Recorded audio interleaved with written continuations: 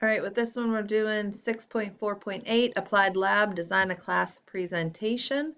Very similar to our last one. We're going to go through and change our themes, apply a new variant of our choice, change the theme font to Times New Roman. So let's go into our design. We're going to change our theme to Savon, which should be, I think, this one. Yep. We're going to change our variant, so pick a color here. I kind of like the blue.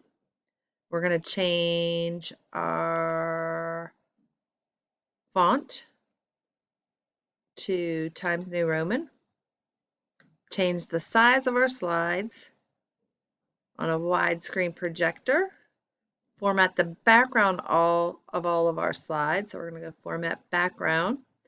And this one, we're going to be a solid fill color of orange.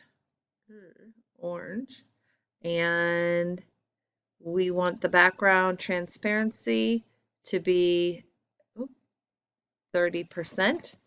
And to make sure we do it to all, we're going to come down here to the bottom right, and select Apply to All. And you'll see everything should update the background.